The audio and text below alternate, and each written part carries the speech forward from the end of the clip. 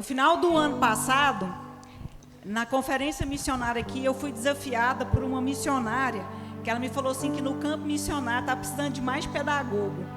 E eu falei assim, vou voltar a estudar, vou fazer pedagogia. E no início desse ano, eu comecei a fazer o curso de pedagogia. Comecei a fazer numa instituição que eu ia fazer o curso por 4 anos. E essa instituição, irmãos, apesar de ser privada, mas totalmente corrompida, com ideologia de gênero.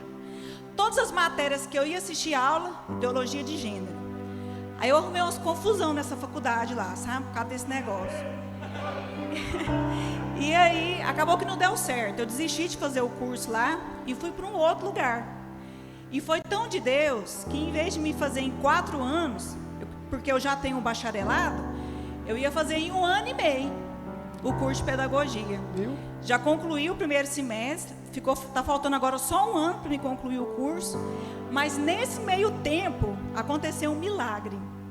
Eu fui desafiada também a fazer um vídeo lá nesse instituto para contemplar, né, os 16 anos dessa faculdade, e eu enchi o saco dos irmãos aqui no Instagram para curtir o vídeo lá.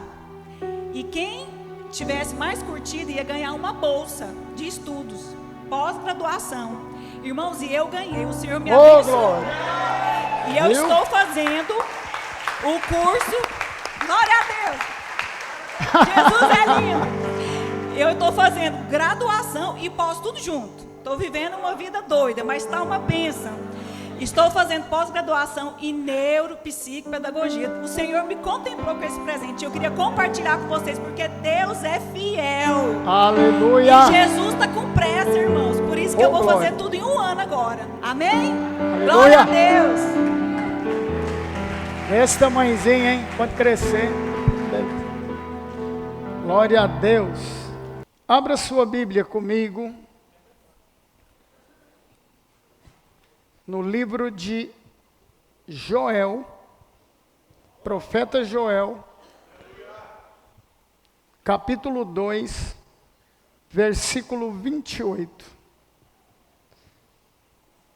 Profeta Joel, capítulo 2, versículo 28. Diz assim: e depois disso, ou nos últimos dias, derramarei do meu espírito sobre todos os povos. Os seus filhos e as suas filhas profetizarão. Os velhos terão sonhos. Os jovens terão visões. Até sobre os servos e as servas derramarei do meu espírito naqueles dias. Mostrarei maravilhas no céu e na terra. Sangue, fogo e nuvens de fumaça. O sol se tornará em trevas e a lua em sangue, antes que venha o grande e temível dia do Senhor. E todo aquele que invocar o nome do Senhor será salvo. Pois conforme prometeu o Senhor no Monte Sião e em Jerusalém, haverá livramento para os sobreviventes, para aqueles a quem o Senhor chamar. Glória a Deus. Amém?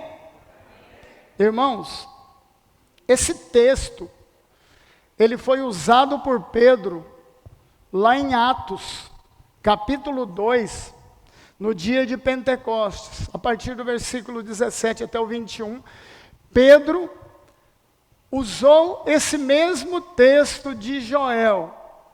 Eles estavam reunidos ali, depois que Jesus morreu e ressuscitou. Eles se ajuntaram no cenáculo, por ordem de Jesus, mas cerca de 120 pessoas, mais ou menos aqui.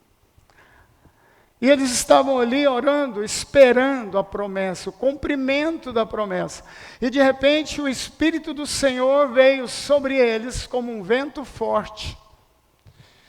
E eles começaram a profetizar, eles começaram a falar em línguas, e o texto de Atos diz que havia cerca de 17 tipos de línguas, de pessoas ali em Jerusalém naqueles dias, porque era um dia de festa, dia do Pentecostes, era uma festa.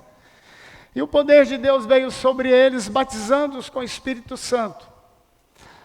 E algumas pessoas ficaram sem saber o que estava acontecendo, porque eles ficaram como que bêbados, caía, não conseguia levantar. Eu já vi isso acontecer algumas vezes, em algumas reuniões na igreja, algum tempo atrás. Eu mesmo, teve uma ocasião que eu fiquei umas 2 horas, eu não conseguia mover, nem abrir o olho eu dava conta. Foi algo tremendo, uma visitação poderosa de Deus. Aí Pedro se levantou e falou sobre esse texto. O que vocês estão vendo é cumprimento da palavra do livro de Joel. Agora, Pedro diz, olha, e acontecerá que nos últimos dias, tal, só com um detalhe. Cumpriu-se realmente esse texto? Não. Total não. Cumpriu parte dessa palavra profética. Porque não houve uma porção de coisas que nós lemos aqui e não aconteceu. Né? O sol não se tornou em trevas, a lua não se tornou em sangue. Vocês viram quantas luas de sangue deram esse ano? Essa semana foi a última, a próxima vai ser só o ano que vem lá. Quem ficou sabendo disso? A lua vermelhinha, os judeus, se tem uma coisa que judeu tem medo é lua de sangue. Por quê? Por causa disso aqui. A lua se transformará em sangue. Deus já está preparando os judeus, mostrando alguns sinais da vinda de Jesus. Só porque eles estão esperando o Messias, eles não estão esperando Jesus. Mas o que Pedro disse, olha, isso aqui é cumprimento da palavra, mas cumpriu parte. Deus derramou do seu Espírito sobre toda a carne. Porque no Velho Testamento, queridos, quando Deus tinha uma obra específica para realizar na terra, o Espírito de Deus vinha sobre a pessoa, mas era um momento. Aqui aconteceu que o Espírito de Deus veio com poder e glória e encheu aquelas pessoas, inundou os seus corações. Porque a partir de então, o Espírito Santo vem sobre nós, nos sela, amém? E ele passa a habitar dentro de nós. Então não se cumpriu esta palavra no total, foi apenas o começo. Agora vamos dar uma olhadinha. Quando pela primeira vez nós começamos a cantar essa música, Ele, por Ele, que eu estou gastando a minha vida, eu fiquei meditando nessa canção. Ela é fantástica, profética. Né? Estou endireitando as suas veredas. Veredas são caminhos antigos. Caminhos que você trilhou na sua infância, na sua juventude. Deus está consertando os nossos caminhos tortos. E quando eu falo isso, é seu, os nossos caminhos. Amém? Então, queridos, eu fiquei pensando, Senhor, aí Deus começou a me trazer algumas revelações esta semana. Ele me levou nesse texto e eu comecei a pensar, se lá em Pentecostes não se cumpriu totalmente esta palavra profética de Joel dos últimos dias, eu disse, Senhor, quando é que se cumpriu o restante? Ou quando é que vai se cumprir? Aí Deus começou a falar comigo. Por quê? Porque em Joel está dizendo, olha, vai haver prodígio no céu, sinais na terra, sangue, fogo, vapor de fumaça, o sol se transforma em trevas, a lua em sangue, antes que venha o dia do Senhor, o temível dia do Senhor. Então Pedro usou esta palavra, só porque ali foi um cumprimento parcial. Aí Deus me levou lá em Apocalipse 6:12 e Apocalipse 8:12. Quando é aberto o 6º selo, vai acontecer tudo isso.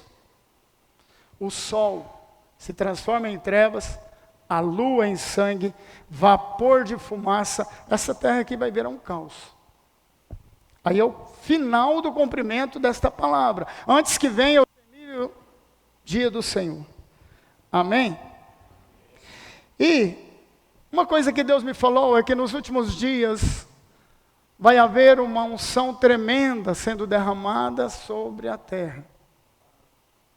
Só porque esses últimos dias, irmãos, não é só agora. Esses últimos dias já começou há uns 30 anos atrás. Presta atenção no que eu vou te falar. Porque Deus, quando Ele me levantou como ministério, Ele usou esse mesmo texto e usou alguns textos que eu não entendia. Eu não tinha revelação. Por exemplo, eu me lembro de Deus me levar no texto, alguns textos que fala lá em Deuteronômio 11:14, Oséias 6:3, Zacarias 10:1, sobre a chuva serôdia.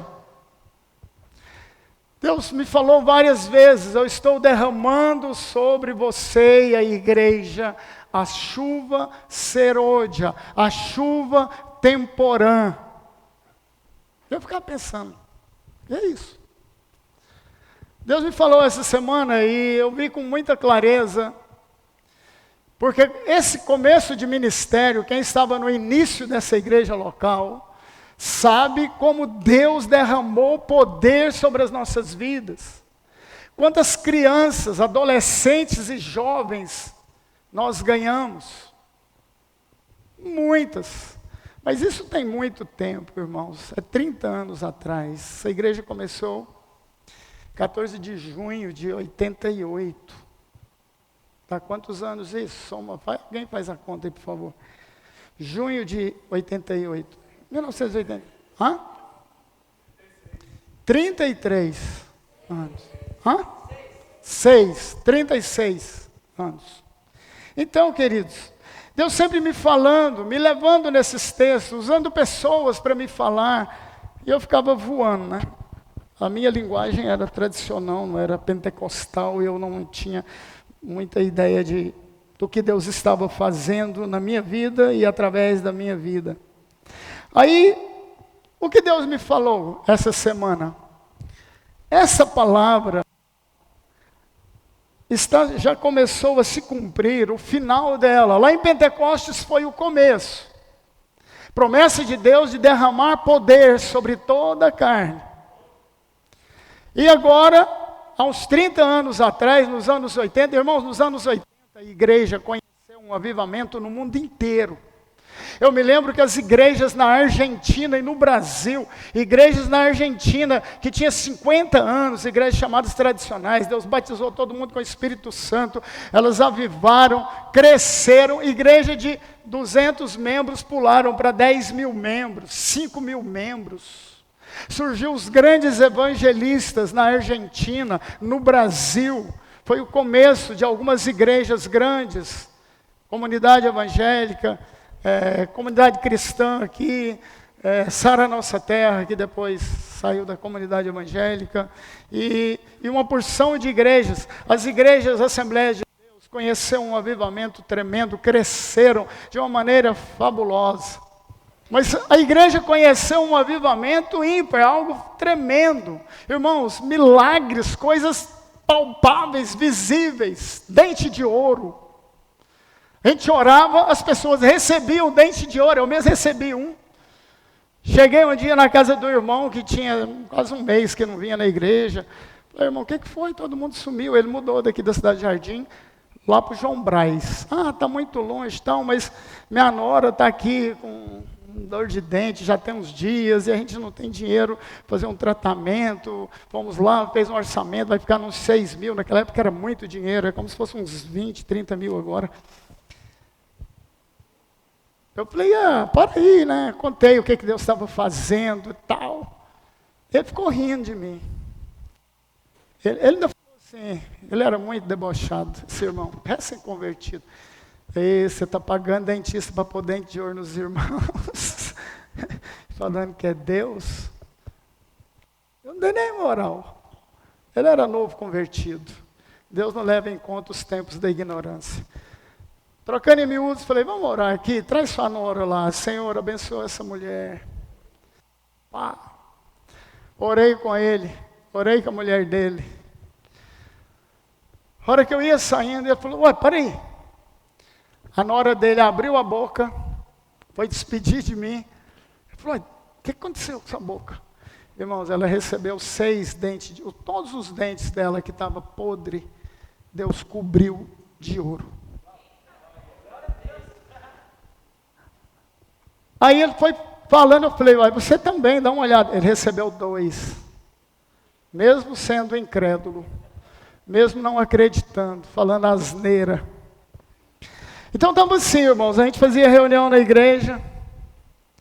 Eu me lembro que uma irmã saiu na porta da igreja ali, numa escola dominical, um culto simples, tinha pouca gente. E as crianças tinham a sua salinha, as crianças veio com um pacotinho de pipoca. Aí ela tomou uma pipoca dos meninos dela e tá mastigando. E nós tínhamos orado ali, oração forte. Aí ela chegou na moto do marido dela, um carocinho de pipoca engarrachou no dente, ela foi lá, que isso, pensei, Jesus amado, essa mulher, ela era escandalosa. Meu Deus, tem um dente de ouro aqui. Falei, Jesus amado, eu ganhei. A Dalva conhece ela e sabe quem? Hoje ela está morando em Fortaleza. Não vou falar o nome dela não, só depois ela ver isso aqui, vai, para ela me ligar, para aí, fica me entregando não. Então, irmãos, a igreja conheceu um avivamento tremendo, curas, coisas tremendas. Deus curando AIDS, câncer. De você orar, uma vez eu pus a mão na cabeça de uma pessoa que estava com câncer no intestino. No que eu orei, pus a mão na cabeça, o câncer saiu na boca dele, ele saiu correndo para o banheiro com um tumor desse tamanho nas 2 mãos. Então foi um avivamento, foi tempo de avivamento. Foi a chuva serôdia, Deus derramando sobre nós. Sabe, irmãos, e Ele continua com essa chuva serôdia. Só depende de nós, fazer vigília, jejuar, orar, buscar a presença de Deus. Porque esta unção está sobre nós. Esta igreja toda a vida foi avivada. Um dia eu estava morocochô, hoje a palavra foi sobre isso, né? Animem-se uns aos outros, hoje de manhã. Quem não está vindo está perdendo, irmãos. Por favor, aprenda a vir de manhã, o estudo de manhã é fantástico. Eu estava morocochô, saí assim na porta de casa, aí um pastor jubilado, 50 anos de pastorado, saiu. Eu estava assim pensando, esse dia eu fui para orar na igreja, não consegui, estava triste, eu estava com muitos problemas, a igreja com muitos problemas, e eu estava desanimado. Ele veio, Rosemir, você está bom? Bem... Rosemir, deixa eu te falar um negócio. Eu estava ali dentro e Deus me falou uma coisa, eu preciso te falar. Me falou a seu respeito. Falei, fala, irmão. Ele falou assim, olha, eu acompanho você desde o nascedouro dessa igreja, eu te conheço. Eu nunca vi você desanimado. Eu louvo a Deus por essa igreja que a vida toda foi avivada. Ele falou, olha, eu já passei por cerca de 16 igrejas, pastoreei cerca de 16 igrejas locais. Eu não conseguia manter a igreja animada, avivada por mais de 3 anos. E você está beirando os 30, do mesmo jeito que você começou, você está até hoje. Ele veio me animar, irmãos, foi Deus que mandou. Eu estava assim pensando, amém, vida, azar, ministério. Aí ele veio, pá! Deus usou ele ali para me animar. Eu fiquei animadinho de novo. Ei, glória a Deus, graças a Deus, amém, amém. E estou até hoje, queridos, animado, avivado, aleluia. Então, amados, sempre se falou, desde esta época, sobre uma última unção a última colheita. Em Israel havia 2 tipos de chuva: a chuva inicial e a chuva final. Antes da colheita, era chamada chuva serôdia. Era uma chuva temporânea. Os judeus sabiam que quando dava esta chuva, depois vinha o sol e estava tudo pronto para a colheita. A chuva inicial foi em Pentecostes, quando Deus derramou o poder, quando Deus foi na plantação da igreja. A chuva inicial era para plantar, a chuva serôdia era para colher. Então a primeira chuva que Deus derramou sobre toda a carne foi em Pentecostes. Foi a chuva para plantar a igreja. Foi quando a igreja primitiva foi plantada na terra. E Jesus disse: toda planta que o Pai plantou, ninguém arranca. Então presta atenção o que Deus me falou essa semana. Então a primeira chuva, mas eu já peguei agora, queridos, ou nós pegamos a última chuva, a chuva serôdia. É isso que Deus está me falando há 30 anos. É a chuva, onde logo depois dela vem a última colheita. O que Jesus disse? Presta atenção. Os campos já estão brancos para a ceifa, para a colheita. Então, queridos, nós precisamos ganhar almas para o Senhor, tirar das trevas para a luz, testemunhar o que Deus fez na nossa vida. Quantas bênçãos Deus tem derramado sobre nós. O problema é que Deus tem um plano, um propósito.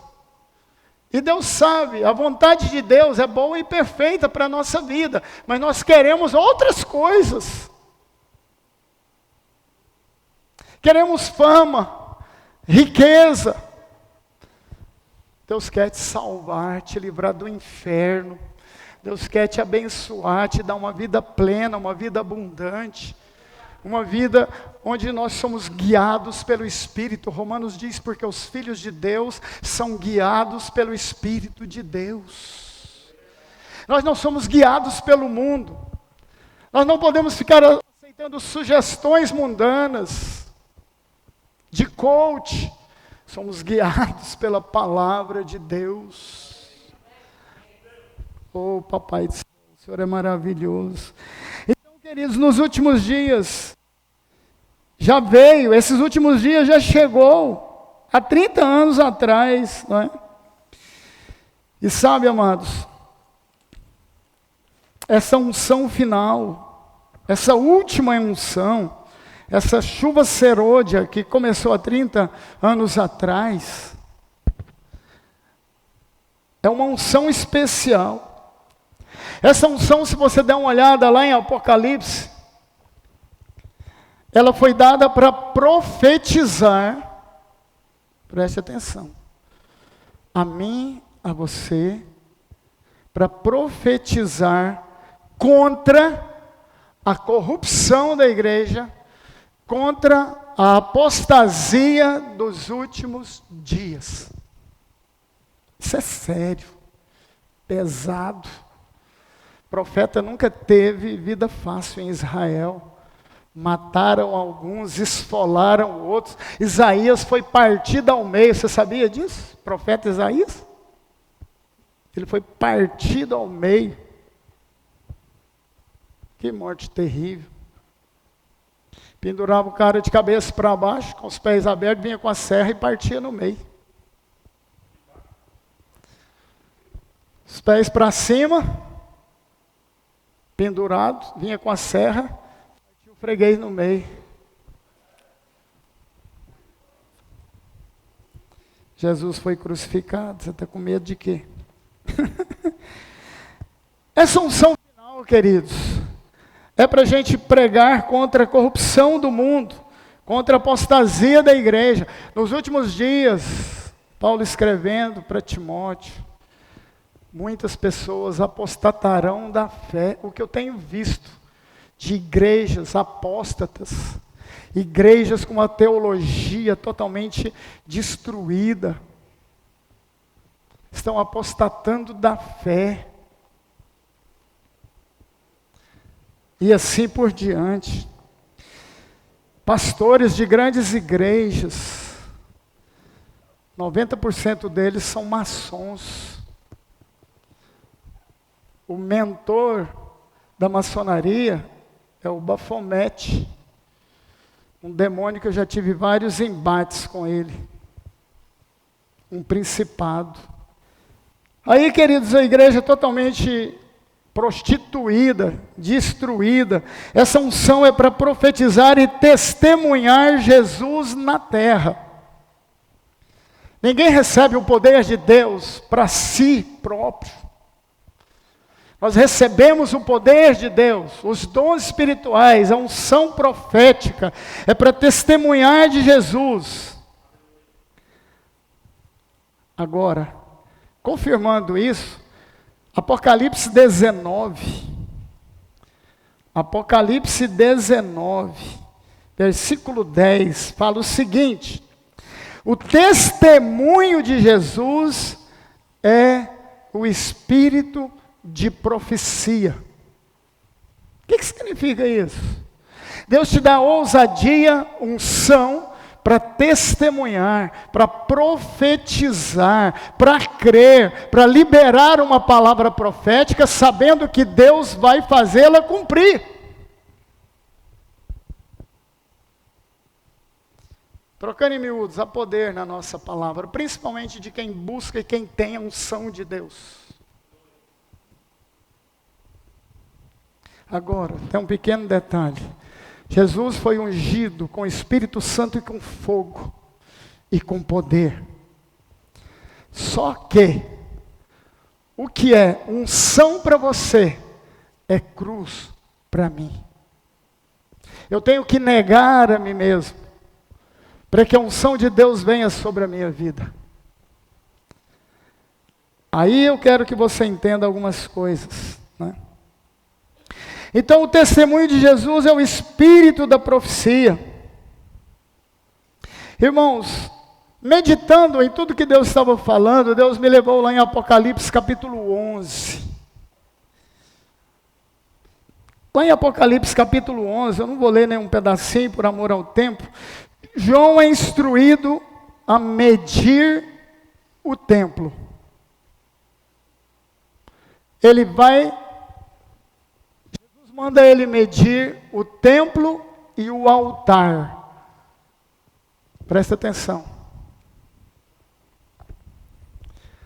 Falei sobre a música no começo, aí Deus começou a trazer luz. Então, nos últimos dias, a gente vai receber esta unção.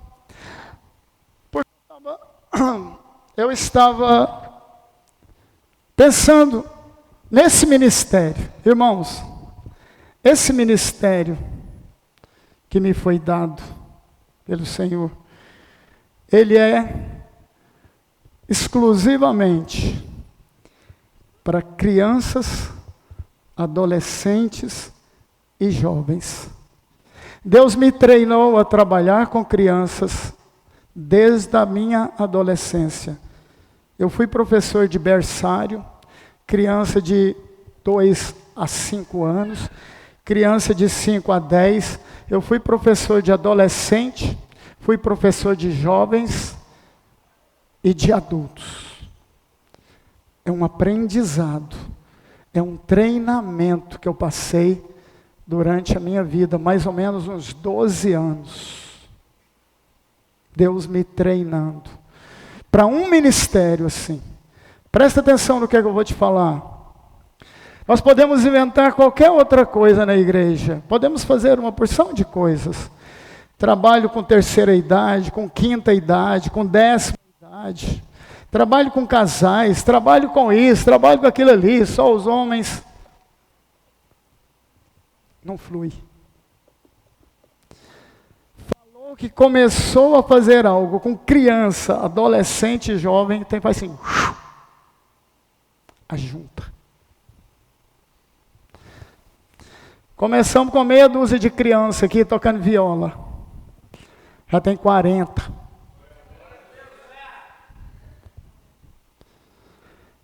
Estamos começando agora para valer com adolescentes e jovens. Nós temos uns 12, 13. Vocês vão ver até o final do ano quantos que Deus vai acrescentar. Então, queridos, aqui João foi mandado para medir o templo e também o altar. Eu sei o que é isso. Alguns anos atrás, Deus me levou no texto de Ezequiel, o homem de bronze. Ezequiel estava no cativeiro e Deus manda ele lá em Jerusalém, no templo em visão. E ele viu um homem de bronze medindo o templo. Está lá em Ezequiel. Depois você busca lá. É pequenininha, são uns 40 capítulos. Bronze fala de julgamento. Medir o templo. Naquela época era o templo realmente de Jerusalém. Agora, nós sabemos em 1 Coríntios 6,16 que o templo não é um prédio, somos nós.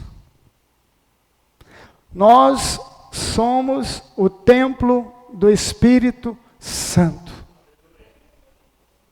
Então presta atenção, queridos. Deus está sempre nos aquilatando. Deus está sempre nos medindo. Pedro diz que o julgamento vem primeiro pela casa de Deus. Pela igreja. Por mim e por você. E a Bíblia diz que não existe nada oculto que não seja revelado.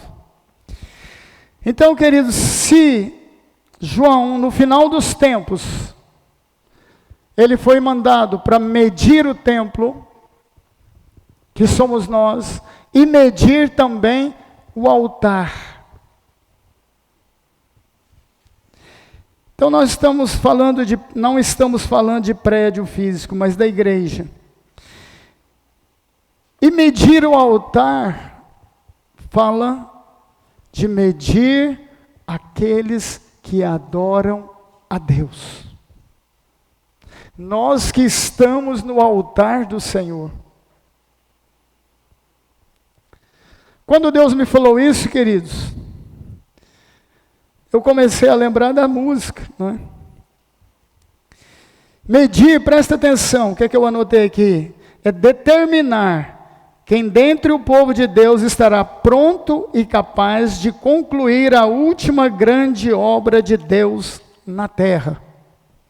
Nós estamos no final, estou falando isso, tem desde não sei quando. Para medir, tem que haver uma medida padrão. Sim ou não? Tem que ter. Tem que ter uma medida padrão. Tem que haver. Tem que haver uma medida para medir aqueles que estão no altar, aqueles cujas vidas se tornaram sacrifícios vivos para o Senhor. Aí eu entendi essa música. É Ele, por Ele que eu estou gastando a minha vida. Sabe o que é isso?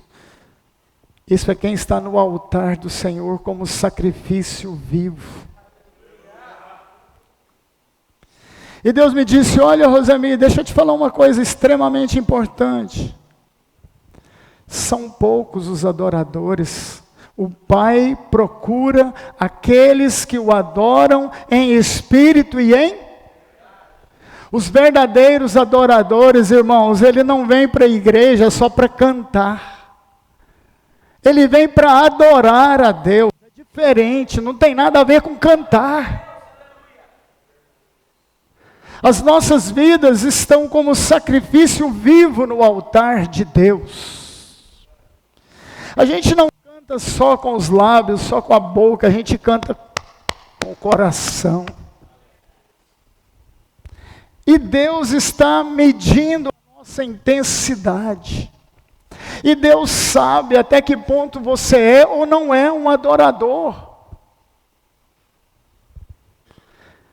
Mas Deus procura os fiéis, duas coisas Deus procura, diz a Bíblia, só duas.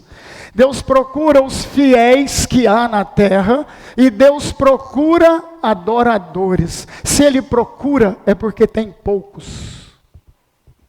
Eu vi um vídeo, semana passada, de mais ou menos, lá no Muro das Lamentações, tinha mais ou menos 5 a 6 mil adolescentes cantando e adorando a Deus. Sabe o que me veio à cabeça? Na hora, Apocalipse, quando Deus escolhe os 144 mil judeus, 12 mil de cada tribo. Sabe o que diz lá? Serão jovens escolhidos, sabe quem são? Jovens virgens, que ainda não se contaminaram. Por que Deus tem trabalhado e tem dado a esse ministério, a gente trabalhar com crianças e adolescentes? Porque Deus nos últimos dias vai levantar e vai derramar uma unção profética, principalmente sobre as crianças, sobre os adultos, porque nesses últimos dias o alvo principal do diabo são as crianças. Irmãos, eu li um artigo, pasmem, no Hospital das Clínicas em São Paulo, eles estão fazendo quase, parece que não sei quantas mil cirurgia de transferência de sexo de criança e adolescente. Tinha 180 na fila esperando só para o ano que vem, porque não tem vaga. O diabo está destruindo a humanidade, tentando destruir a família, destruir as crianças. Irmãos, você abre o YouTube para ouvir a música do Marcelo Augusto, a primeira coisa que vem antes de chegar na música, aquele monte de pornografia. Imagina, o Rosemir, que é macaco velho, sabe que isso é coisa do cão. Salta de banda. Agora, você imagina as crianças. O que aparece, eles vão olhando. E eu pergunto aqui na igreja, qual criança aqui que não tem um celular? Todos têm. Essa inteligência artificial, a inteligência do anticristo, irmãos, ele vai usar ela para dominar o mundo, para fazer tudo. Os telefones estão tão sofisticados que você desliga ele está te ouvindo e gravando tudo que você fala. Se você parar cerca de 5 segundos em alguma coisa ali, as próximas vêm tudo naquela linha. Inteligência artificial. Então a criança parou, ou você adulto, parou, apareceu uma mulher pelada, você parou 5 segundos, daqui a pouco vai aparecer mais aquele monte. Isso não é coisa do capeta? Bota capeta nisso, irmãos. Todo mundo sabe que a carne não converte. A carne tem que ser crucificada. Paulo falou, eu crucifico a minha carne. Então, queridos, quando começou a cantar essa canção, eu fiquei assim, falei, que música interessante. O começo dela é fenomenal. Estou preparando as suas veredas, preparando os nossos caminhos. Mas nós temos que ser adoradores, temos que viver por Ele, para Ele, temos que estar no altar de Deus, aleluia. Temos que morrer com Cristo no altar. Amém, queridos? Nós apenas não podemos vir apenas a culto, nós temos que vir para nos derramar em adoração a Deus, aleluia. Irmãos, eles vivem, essas pessoas, adoradores que o Pai procura, são os levitas, os verdadeiros levitas, aqueles que carregavam a arca da presença de Deus, aqueles que carregavam o tabernáculo, eram os levitas. Hoje nós temos que carregar a presença de Deus, o Espírito Santo tem que estar aqui, nós temos que estar cheio, levantar logo de cara, ler um texto da Bíblia, orar, pedir ao Senhor para te encher do Espírito, de graça, de amor. Irmãos, eu começo a minha oração lá no acampamento, todo dia. Eu oro antes, baixinho, porque geralmente eu levanto 2, 3, 4, 5. Hoje eu acordei era 4h50. Já pulei da cama, tem dia que é 3 horas. Mas quando eu chego lá nas mangueiras, que eu posso orar alto, que eu gosto de orar andando e falar alto, a primeira coisa que eu falo, Senhor, obrigado por esse dia. Hoje eu declaro que é dia de vitória. Na minha vida, na vida da igreja, na minha família. Hoje é dia da derrota dos meus inimigos, aleluia. Hoje o Senhor vai confundir os meus inimigos, destruir os meus inimigos. Irmãos, eu começo desse jeito, devagar, gritando, gritando. É assim que eu começo a minha oração, sabe por quê? Eu creio que Deus ouve o meu clamor, amém, queridos? Nós temos que carregar a presença de Deus. Então, irmãos, essas pessoas que estão no altar de Deus é porque receberam a chuva serôdia. Eu louvo a Deus por esta igreja, eu louvo a Deus por esse ministério. É fácil? Não é. Não é. Logo depois que Deus derramou a primeira chuva em Pentecostes, e que Pedro usou esse texto, e ele fez um apelo, converteu 3.000, depois 5.000 pessoas, irmãos. É gente a rodo. A igreja em Jerusalém, mais ou menos 6 meses de existência, tinha cerca de 10.000 membros. Aí o diabo não é besta, já jogou logo farinha no ventilador e já começou os problemas. É gente reclamando. Tiveram que instituir os diáconos para socorrer as viúvas, os pobres, os necessitados.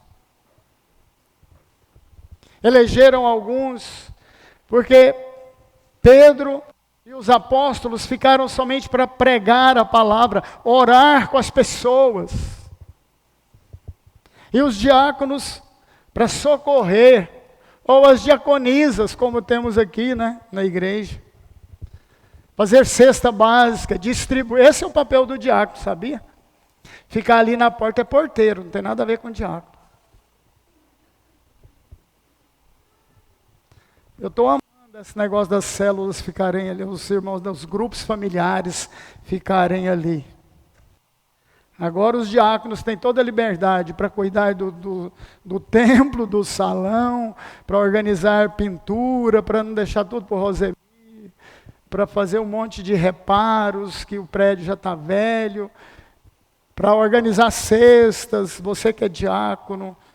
Esse é o papel do diaconato. Foi levantado na igreja primitiva para socorrer os apóstolos, para auxiliar os apóstolos. Amém? Então, queridos, a primeira chuva, a chuva da plantação da igreja, Deus fez chover do seu Espírito. Inclusive alguns anos atrás, tem aquela música que a igreja cantava. Faz chover, Senhor.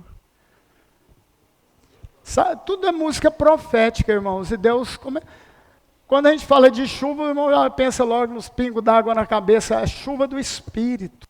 É a chuva serôdia, é a chuva do começo da colheita. Quando Deus faz chover do seu Espírito sobre nós, sobre a sua vida, muitas coisas mudam por completo, queridos.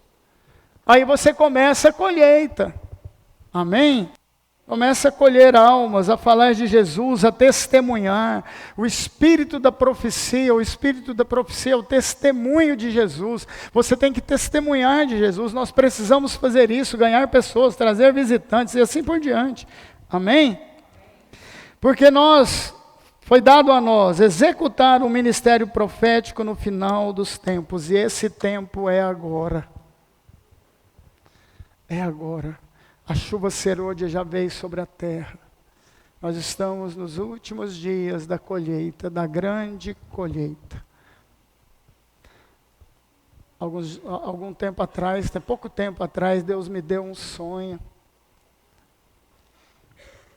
Eu cheguei numa fazenda, assim, uma roça de arroz, sumia de distância. Você olhava tudo, os arroz amarelinhos, caixa de arroz desse tamanho, amarelinho. Eu já trabalhei na colheita de arroz com cutelo. Aí Deus me mostrou eu e uma turminha, pegava o feixe, levava e amontoava ali. Levava e amontoava ali. Eu acordei e falei, Senhor, mas está lento demais. É pouco. O campo era imenso, 100 alqueires de arroz, amarelinho, pronto para colheita. E eu com mais ou menos uns 10 jovens fazendo isso. Falei, Senhor, manda mais. É gente demais para servir, é gente demais para ser colhida, é trigo, é arroz demais para ser colhido, manda mais. E você que está aqui, queridos, não está aqui por acaso, foi mandado pelo Senhor. Amém? Então, amados, quando eu canto essa música agora, é Ele, por Ele que eu estou gastando a minha vida, Deus me trouxe muita luz, falou, pode continuar, fala para a igreja cantar, mas não só cantar, viver o que está cantando. Gastar a sua vida. Estamos nos últimos dias da igreja na terra, gastar os seus últimos dias em favor da obra de Deus. Porque grande será a sua recompensa. Muitas vezes nós pensamos assim, mas o que eu vou ganhar com isso? Talvez aqui na terra a gente não ganha nada, eu não espero nada daqui. Mas eu sei que o meu Deus é generoso. Ele vai nos dar a justa recompensa. Ele vai nos dar a justa recompensa. Vamos ficar de pé e vamos cantar essa canção de coração. Preste atenção. Preparando um caminho, endireitando as veredas. Oh, glória. Cada vez mais diminuindo, porque importa que Ele cresça. Aleluia. E nele o meu prazer está. Eu não sou digno de desatar as suas sandálias, e nele a minha vida está, e eu caminho com a certeza de que Ele virá. Rapaz. Por Ele eu estou gastando a minha vida. Oh, glória. Perdendo tudo. Aleluia. É importante. Dono dos meus dias, estou preparando um caminho, endireitando as veredas, cada vez mais diminuindo, porque importa que ele cresça. Oh, aleluia! E nele o meu prazer está. Não sou digno de desatar as suas sandálias,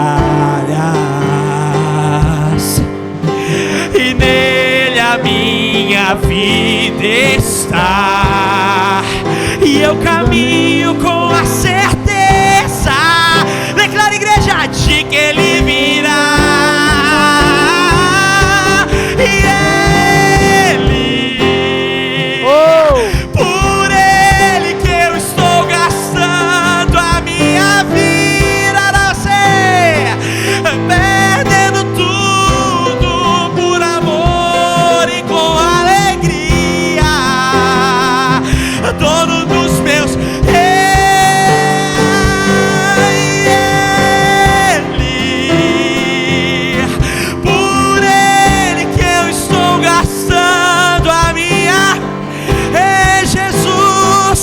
Perdendo tudo por amor e com alegria, dono dos meus. E o que é que vai acontecer, igreja? E ele virá, soberano em poder, ele virá, e o governo está nele.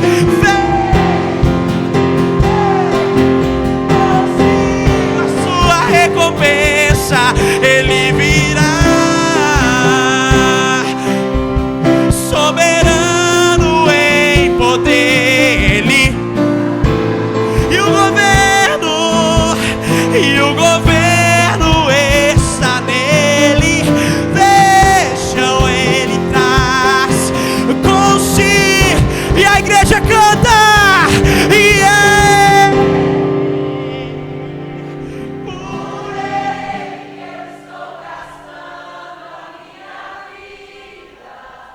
aleluia! Perdendo tudo por amor e dono dos meus dias,